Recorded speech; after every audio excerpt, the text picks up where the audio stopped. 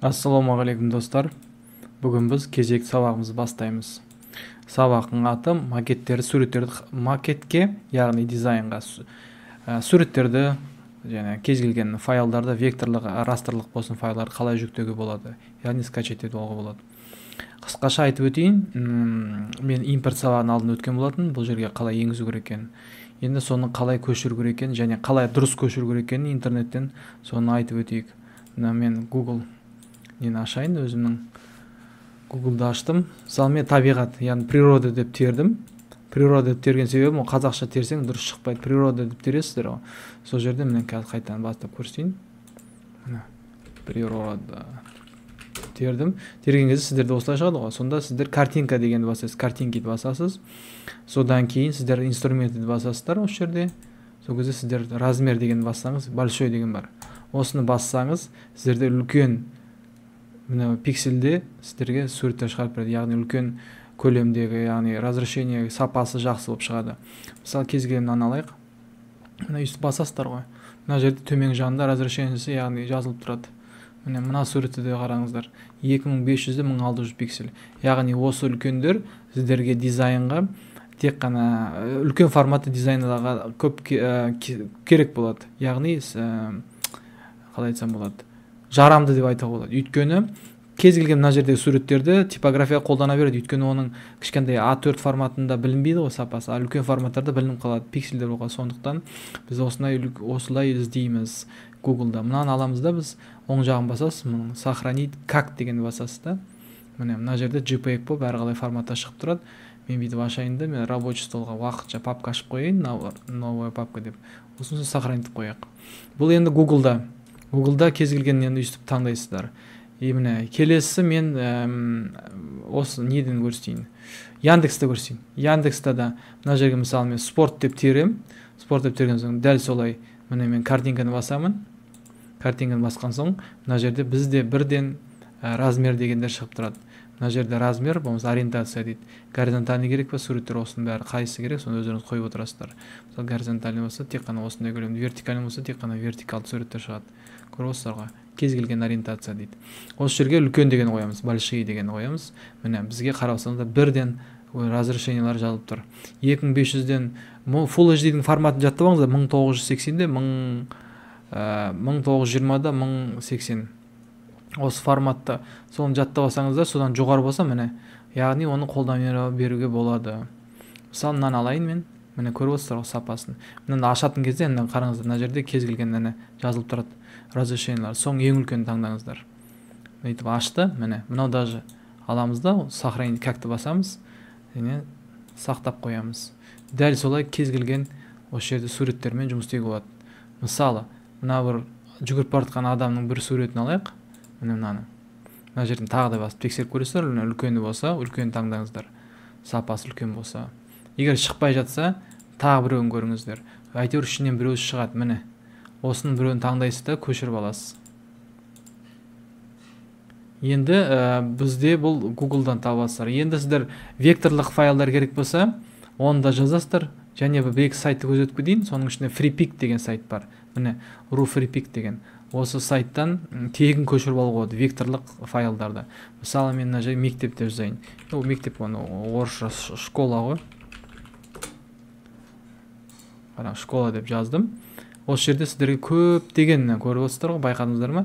Файлдар шығып береді. Сол жерден таңдайсыздар. Фотография, PSD, яғни слой Photoshop және векторлық. Бұл жерде векторда apps болады, иллюстратор және SVG файлдар болады.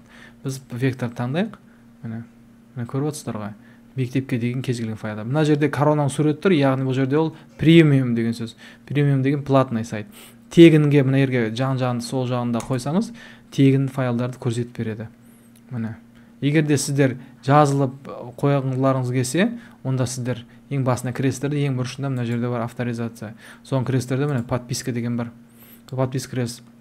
Мысалы, премиумға тіркелу үшін мына жерде айына 9 евро. 9 евроң 9300 примерно. Қазіргі 2024 жылғы бағамен есептесек, 9000 бір айға ол жақсы, ол нормальный деген сөз.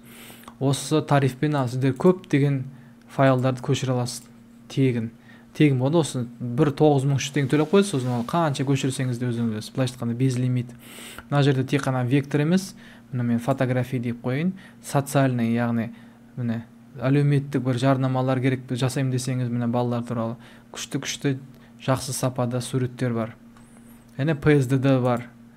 Фотошопта мысалы дайын фанилер, постерлар көріп отырсыздар ма? Міне бұл жерге тек қана өздеріңіздің тексттерін қоя саласыздар, болды. Дайын. Және міне суреттер, видео да бар бұл жерде. Міне видеоны қойыңызға болады. Және иконкалар бар. Керек болса, міне бір жерге қолданғыларыңыз келсе, осы жерден алып салуға болады. Бұл жерде де тегіні бар, және платный, яғни ақылдысы бар. Енді тағы бір сайт, FreePic-тан кейінгі ол Pixabay деген. Pixabay деген міне осы жерде де міне фотография, яғни фото, иллюстрация, вектор деп бөлінеді. Иллюстрация мен вектор. Қарап отырсаңыз, иллюстрацияның ішінде PNG кіріп кетеді. Бұл жерде де тегін көшіре аласыздар. Міне қарап отырыңыздар. Кез келген таңдайсыз. Міне бүйтіп біреуін алсаңыз, басасыз, мына жерде скачать деген басасыз. Міне сапасы үлкенін алыңыздар. Міне сосын скачать етіп аласыз. Қазір шығады. Попробуйте бесплатно дейсіз. Сөйтіп көшіріп аласыз. Оны авторизация керек, кіріп алған соң тегін спокойно көшіре бересіздер. Тағы бір түрі бар, Shutterstock деген. Ең әйгілі, былайша айтқанда ең көп осы жерде жаңа базасы, яғни фотолардың бүткіл базасы, фотобанк, кез келген видеолар бар. Осы жерден алады жұрттардың барлығы, бүкіл әлем бойынша Shutterstock барлығы біледі. Shutterstockты ашсаңыздар, мына жерге жазасыздар. Не деп жазасыздар? Мысалы, танис деп жазсаңыздар, мына жерде кез келген бидің міне. Мына жерде видеосы да бар, фотосы да бар, иллюстрация да бар. Қараңыздар, міне. Көріп отырсыздар ма? Көріп отырсыздар ғой, барлығын көшіріп алады. Міне. Енді мынаны жазайық та. Казахи деп жазайық. Казахидан екі-ақ иллюстрация шықты. Қазақстан дейді. Міне, Қазақстанның көріңіздер бұны. Иконкалар барлығы осыны көшіріп алуға болады. Тағы да бір рет басып көрейік, ішінде бар ма екен, жоқ екен. Осылар ғана бар екен. Енді бұған қалай подписка жасаймыз? Бұған да подписка жасау үшін мына жаққа кіресіздер ғой міне. Оның бір айлық подпискасы қазір, егер мен қателеспесем, 8 ба 9 ба доллар ғой деймін. Қателеспесем. Бұны кіресіздерді міне пландарды көрсетейік дейді. Осы жерде жоқ, бұл басқа екен. Міне, бір жылдығы 30 қанша, бір айына 30 доллар дейді міне. Мына жерде әрбір суретке деген бар. 5 рет көшіріп алғанға 49 доллар. Стандартный расширение. 5 рет көшірген. Мына қымбат 30 долларға міне 10 загрузки, яғни 30 доллар, 29 долларға 10 рет қана көшіресіз. Болмаса, міне жылдық көшіріп алуға болады. Жазылып алуға болады. Осы арқылы сіздер неше түрлі фотолар бар, керекті форматтағыларымен жұмыс істей аласыз. Және неше түрлі сайттар бар, депозит фотос деген бар, көптеген. Мына жерде мен көрсетіп кеткендерім, мына Pixabay мен FreePic-тікі көбінесе осы жерден қолданысқа алуға болады, және тегін алуға болады. Осы жерден мән беріңіздер. Және болмаса мына фотолар керек болса, Google мен Яндекстен ақ теріп алуға болады. Мысалы мен магазин деймін, болмаса продукты деп жазатын болсам, бұлай шықты ғой, дүкен алатын болса, продукты міне барлығы дайын тұр. Без фона деп теруіңізге болады, мысалы. Без фона.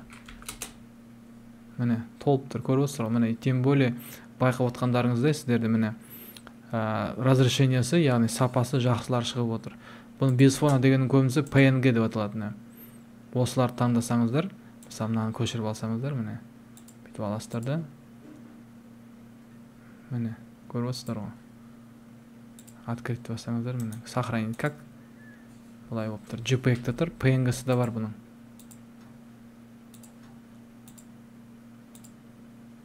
Міне осылай көшіріп аласыздар. Және өздеріңізге енгізесіздер. Мысалы мен мынаны ашып, осы жерге импорт арқылы саласыздар. Бағана көшірген суреттерді алайық. Міне біріншісі мынау, міне көріп отырсыздар, бірден размер үлкен болып шықты. Жақындатып қарасаңыздар, міне баннерға болатын размер, болатын сапа. Мынаны көрсеңіздер, міне сапасы көріп отырсыздар қандай. Мына бұдыр-бұдыр барлығы көрініп тұр. Сапасы өте жақсы. Бұны деген мысал қалайық, биіктігін 2 метр деп алайық, 2000 деп. 2000-да 3000, яғни 2-де 3 метр деген баннерға болатын болса, сапасын көріп отырсыздар ғой, тұнық, прям керемет болып тұр сапасы. Міне. Қысқаша осы, әдеттегідей тіркеліп отырыңыздар, жазылып отырыңыздар, лайк басып, және достарыңызбен таратуды ұмытпаңыздар. Ұнаса әрине бөлісіп отырыңыздар, сіздерге пайдалы болды деген ойдамын. Жақсы, сау болыңыздар.